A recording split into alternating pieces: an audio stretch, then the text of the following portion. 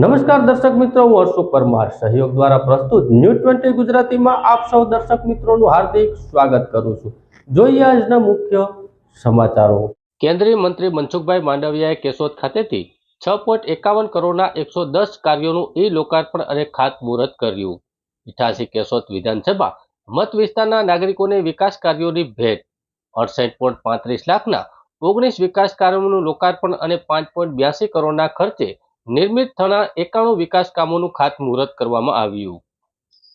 ભારત સરકારના શ્રમ અને રોજગાર, રમતગમત અને યુવા મંત્રી ડોક્ટર મનસુખ માંડવિયાએ કેશોદ ખાતેથી જન સુખાકારીને માળખાકીય સુવિધામાં વધારો કરતા 6.51 કરોડના 110 કામોનું લોકાર્પણ અને ખાતમુહૂર્ત કર્યું હતું। કેન્દ્રીય મંત્રીએ કેશોદ ટાઉન હોલ ખાતેથી 88 કેશોદ વિધાનસભા મત વિસ્તારના 68.35 લાખના 19 કામોનું લોકાર્પણ તથા 5.82 કરોડના ખર્ચે નિર્મિત થનાર 91 વિકાસ કાર્યોનું ખાતમુહૂર્ત કર્યું હતું। આ પ્રસંગે કેન્દ્રીય મંત્રી મનસુખભાઈ માંડવિયાએ સંબોધતા જણાવ્યું હતું કે ગુજરાતમાં છેલ્લા 25 વર્ષના શાસનકાળમાં પ્રાથમિક જરૂરિયાતો અને સુવિધાનો સંઘર્ષ પૂર્ણ થયો છે। એટલું જ નહીં, રાજ્યની અવિરત વિકાસ યાત્રાથી ગુજરાતે આજે દેશનું ગ્રોથ એન્જિન બન્યું છે। વીજળી, પાણી, આરોગ્ય સહિતની લોકોની જરૂરિયાતોને સંતોષી કેન્દ્ર રાજ્ય સરકાર ઉપર લોકોએ મૂકેલા વિશ્વાસો પર ખરી ઉતરી છે। લોક માંગને ધ્યાનમાં રાખી પૂર્ણ કરવાની શક્તિઓ તપાસી જવાબદારીપૂર્વક લોકોના પ્રશ્નોનું સમાધાન કરવામાં આવ્યું છે। કેન્દ્રીય મંત્રીએ કહ્યું કે ઘેડ પંથકમાં જે પૂરની સમસ્યા છે તેના નિરાકરણ માટેની યોજના પણ બની ગઈ છે। આ વિસ્તારમાં નળી નાળા પહોળા કરવાની સાથે પાણીનો યોગ્ય નિકાલ માટેનો પ્લાન બનાવવામાં આવ્યો છે। અંદાજે 450 કરોડના ખર્ચે ઘેડ પંથકમાં પાણી ભરવાની સમસ્યાનો કાયમી ઉકેલ લાવવાની દિશામાં કામગીરી કરવામાં આવી રહી છે। કેન્દ્રીય મંત્રીએ ઘેડ પંથકની સમસ્યાના નિરાકરણ માટે સર્વશક્તિની કામગીરી સાથે જિલ્લા વિકાસ કાર્યોને વેગ આપવા માટે જિલ્લા કલેક્ટર અનિલકુમાર રાણાવસિયાને અભિનંદન પાઠવ્યા હતા। આ પ્રસંગે જિલ્લા પંચાયતના પ્રમુખ હરેશભાઈ ઠુમરે જણાવ્યું કે રોડ, રસ્તા, વીજળી, આરોગ્ય સહિતની મૂળભૂત સમસ્યાનો ભૂતકાળ બની છે। અવિરત વિકાસ કાર્યોના લોકાર્પણ ખાતમુહૂર્તથી જન સુખાકારીમાં વધારો થયો છે અને તેમણે કેન્દ્રીય મંત્રી મનસુખ માંડવિયાએ ઘેડ પંથકમાં પૂરની સમસ્યાના નિરાકરણ માટેના પ્રયાસોને ઉલ્લેખ કરતા આ વિસ્તારના વિકાસ કાર્યોને વેગવંતા બનાવ્યા છે। આ પ્રસંગે કેશોદના ધારાસભ્ય શ્રી દેવાભાઈ માલમે વિકાસ કાર્યોના લોકાર્પણ ખાતમુહૂર્તનો ઉલ્લેખ કરતા પ્રાસંગિક ઉદ્બોધન કર્યું હતું। કેશોદ જેવું નગર હોય તો એક સારી મોટી હોસ્પિટલ છે અને રોજની 600 થી વધારે ઓપીડી આ હોસ્પિટલની અંદર જોવામાં આવતી હોય છે। રોટી, કપડા અને મકાનનો સંઘર્ષ પૂરો થયો, પરંતુ અત્યારે સમગ્ર રાજ્યની અંદર રોડ, પાણી અને લાઇટ ઉપલબ્ધ થઈ ગયા છે। આ સુવિધાઓ, સગવડતાઓ તમે ચૂંટેલી સરકાર, તમે ચૂંટેલા જનપ્રતિનિધિઓ, તમે મૂકેલો વિશ્વાસ, એ વિશ્વાસને માં અમે લોકોએ ખરા ઉતરવાની કોશિશ કરી, પ્રયાસ કર્યો, એનું પરિણામ છે। અને એટલા માટે સમયકાલીન પરિસ્થિતિ અનુસાર આપણી માંગ બદલતી જાય, આપણી અપેક્ષાઓ બદલતી જાય, આપણી જરૂરિયાતો પણ બદલતી જાય। આપણે ક્યારે કલ્પના નહોતા કરતા કે કોઈ જનપ્રતિનિધિ ગામ પોતાના વિસ્તારની અંદર પ્રવાસ માટે નીકળ્યા હોય, ધારાસભ્ય, સાંસદ, જિલ્લા પંચાયતના પ્રમુખ, અને આપણે કહીએ કે આ બ્રિજ થવો જોઈએ અને સરકાર 500-600 કરોડ રૂપિયા કામ માટે મંજૂર કરી દે। દોસ્તો, આ સાચી લોકશાહી છે। વંથલી તાલુકાના ટીનમસ ફાટકે સર્કલ મૂકવાના પ્રશ્ને ટીનમસ ગામના લોકો દ્વારા રસ્તા રોકો આંદોલન કરવામાં આવ્યું। જૂનાગઢ જિલ્લાના વંથલી તાલુકાના ટીનમસ ફાટકે વર્ષો પહેલા ટેસ્ટ પાસેથી હાઈવે હતો, ત્યાં સુધી ત્યાં સર્કલ હતું, પરંતુ નેશનલ હાઈવે બનતા નેશનલ હાઈવે ઓથોરિટીએ ટીનમસ ગામના લોકોનો વર્ષો જૂનો સર્કલને હક છીનવી લીધો હતો, જેના કારણે ટીનમસ ફાટક ઉપર છાવરે અકસ્માતો સર્જાય છે અને ટીનમસ ગામના 3 થી 4 નિર્દોષ લોકોએ જીવ ગુમાવવાનો વારો આવ્યો છે। હમણાં તાજેતરમાં છેલ્લા જ અકસ્માત થયો છે। અકસ્માતમાં ગુજરનાર સીધી લીટીના વારસદારો નિરાધાર અને નોંધારા બન્યા છે। જે દિવસ 5માં વંથલી તાલુકાના ટીનમસ ગામે ફાટક લોકો મૂકે તો સુવિધાના સર્કલ મૂકવામાં નહીં આવે તો અહીંના લોકો દ્વારા માર્ગ રોકો આંદોલન પણ કરવામાં આવશે તેમજ લેખિત આપવામાં આવ્યું છે, જેની એક નકલ અંતરે કાર્યાલયને પણ આપવામાં આવી છે અને તેમજ ધીરજ રાખવા અને તંત્ર ઉપર ભરોસો રાખવા પણ આંદોલન જેવું પગલું ન ભરવા સમજ આપવામાં આવી છે। વંથલી તાલુકાના ટીનસ ગામના લોકો દ્વારા રજૂઆત કરવામાં આવી છે, જેના માધ્યમથી વિનંતી અને ગંભીરતાને ધ્યાને લઈ સંબંધિત Jetpur Somnath national highway authority સૂચનામાં આપવામાં આવી છે કે વહેલી તકે વંથલી તાલુકાના ટીનમસ ફાટકે સર્કલ મૂકવામાં આવે. મારું નામ રાજુભાઈ અર્જુનભાઈ વડોદરા, વડોદરાનો રહેવાસી છું. બાટલા ખારા ડેમનું પાણી અમને કાંધલભાઈ 12 વર્ષ થયાનું પાણી વારંવાર વર્ષ છોડાવી આપે છે. આ પાડો હજી નદીના પાડા છે, બધા કાંધલભાઈને 100 ખર્ચે સંધાવેલા છે. આવા ધારાસભ્ય અમને 12 વર્ષથી અત્યારે પાણી છોડાવી દે છે. આવા 40 વર્ષમાં અમને ધારાસભ્ય કાંધલભાઈ જેવા હજી કોઈ મળ્યા નથી, આવા કોઈ આવશે નહીં. નમસ્કાર, મહેશ શુક્લ, મામલતદાર વંથલી. ટીનમસ ગ્રામજનો અને આજુબાજુના ગ્રામજનો દ્વારા નેશનલ હાઈવે જે અહીંયાથી પસાર થાય છે ત્યાં અત્યાર સુધીમાં કંઈક 6 જેટલા અકસ્માતનો બનાવ બનેલ છે, એમાં ડેથ પણ થયેલ છે. એટલે એ બાબતે એ લોકોનું એવું માગણી હતી કે અહીંયા રોડ ઉપર એક સર્કલ બનાવવામાં આવે. એ માટે ગામ લોકો અને આજુબાજુના લોકો એકત્રિત થયેલ.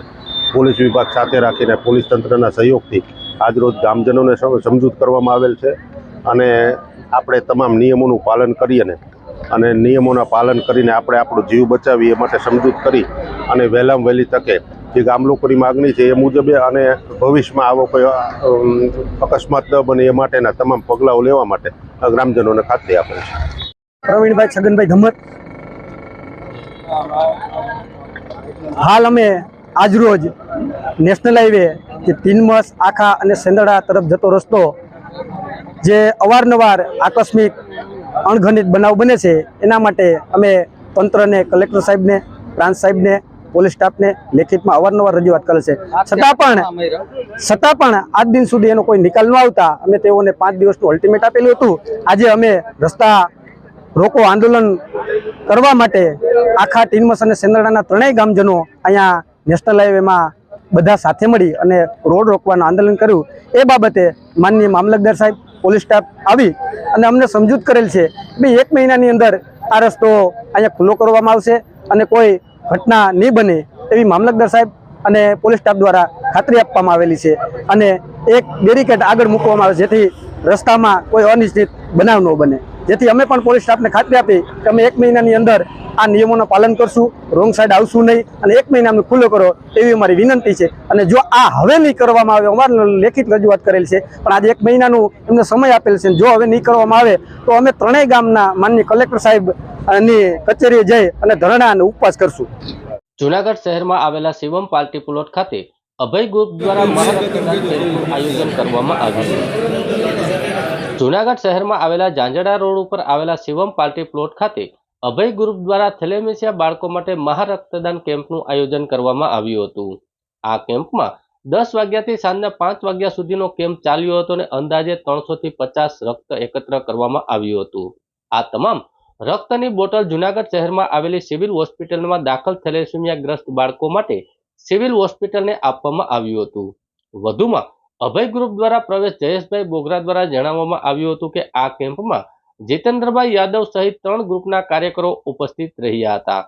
આ કેમ્પને સફળ બનાવવા જયેશભાઈ બોગરા, પિયુષભાઈ, દીપેન્દ્ર યાદવ અને અભય ગ્રુપ તેમજ હરિઓમ ગ્રુપ અને ઓમ ગ્રુપના સભ્યોએ જહેમત ઉઠાવી હતી.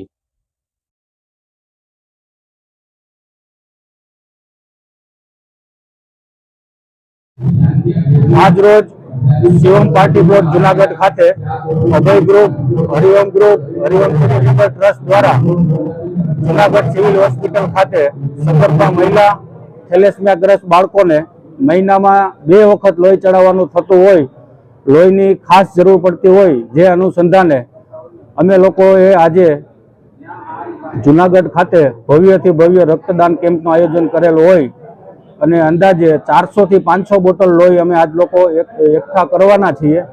ત્યારે જુનાગઢ વાસીઓને સૌને અપીલ છે કે વધુમાં વધુ લોહી આપે. આજે સિવિલમાં અમને જાણ થતા કે ભાઈ ખૂબ જ હમણાં પ્રશ્ન છે બ્લડનો, તો એને અનુસંધાને અમે આ બ્લડ કેમ્પનું આયોજન કરેલ છે 3 ગ્રુપ સાથે મળીને અને આજે 30-35 બોટલ અત્યારે થઈ ગઈ છે અને અમારો આજનો ટાર્ગેટ 350 થી 400 બોટલનો છે. તો વધુમાં વધુ અમે એવી અપીલ કરીએ છીએ કે વધુમાં વધુ રક્તદાતાઓ અહીંયા આવે અને રક્તદાન કરે.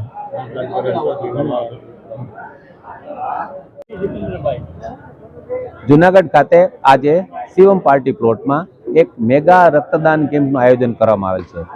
અભય ગ્રુપ, ઓમ ગ્રુપ અને શ્રી હરિઓમ ચેરિટેબલ ટ્રસ્ટના સંયુક્ત ઉપક્રમે આ કાર્યક્રમનું આયોજન કરવામાં આવ્યું.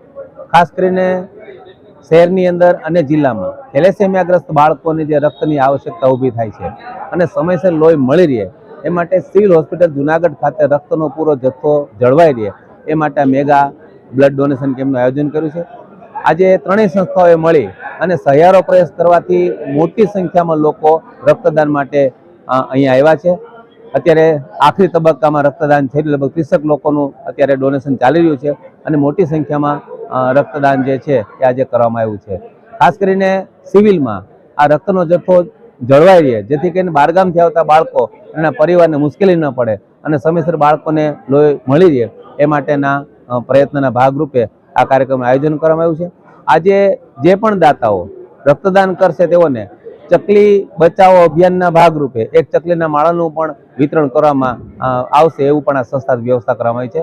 બહેનો માટે પણ રક્તદાનની અલગથી વ્યવસ્થા ઊભી કરવામાં આવી છે.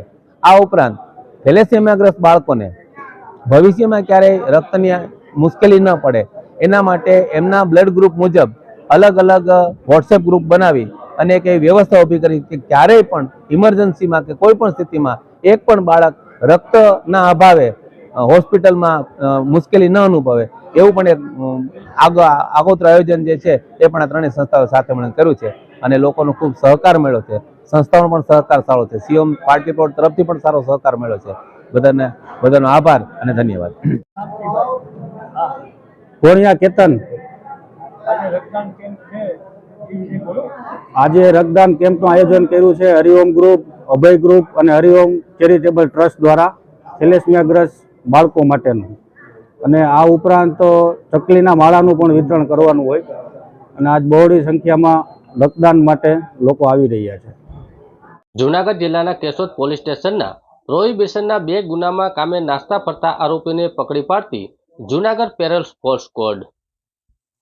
જૂનાગઢ જિલ્લાના કેશોદ પોલીસ સ્ટેશનમાં પ્રોહિબિશનના ગુનામાં નાસ્તો ફરતો આરોપી મુકેશભાઈ પુંજાભાઈ સોલંકી, જાતે રજપૂત, ઉંમર વર્ષ 35, મજૂરી કામ કરી પેટ્રોલ પંપ પાસે રહેતો, વેરાવળ હાઈવે પાસે ગીર સોમનાથવાળો છેલ્લા 1 વર્ષથી ગુનાના નામે નાસ્તો ફરતો હતો. હાલ તેના રહેણાંક મકાનમાં હોય અને હકીકત મળતા ખાતરી કરી ટેકનિકલ સોર્સ અને હ્યુમન ઇન્સ્પેક્શન દ્વારા વોચ તપાસ કરતા મજૂરી આરોપી રહેણાંક મકાનમાંથી મળી આવ્યો હતો અને તેનું નામ પૂછતા પોતાનું નામ મુકેશ પુંજા સોલંકી, જાતે રજપૂત, ઉંમર વર્ષ 35, ધંધો મજૂરી, ઉના રેલવે સ્ટેશન પાસે પેટ્રોલ પંપ પાસે રહેતો હોવાની બાતમી મળતા મજકૂર આરોપી જૂનાગઢ જિલ્લાના કેશોદ પોલીસ સ્ટેશનના ગુનામાં નાસ્તો ફરતો હોવાની કબૂલાત કરતા તેને હસ્તગત કરી આગળની કાર્યવાહી હાથ ધરવામાં આવી છે અને કેશોદ પોલીસ સ્ટેશનને સોંપી આપવામાં આવેલ છે. છેલ્લા 16 વર્ષથી ગીર સોમનાથ જિલ્લાના પ્રભાસ પાટણ પોલીસ સ્ટેશનમાં અનડીપીએસના ગુનામાં નાસ્તા ફરતા આરોપીઓને જૂનાગઢ ક્રાઇમ બ્રાન્ચ દ્વારા દબોચી લેવામાં આવ્યો છે.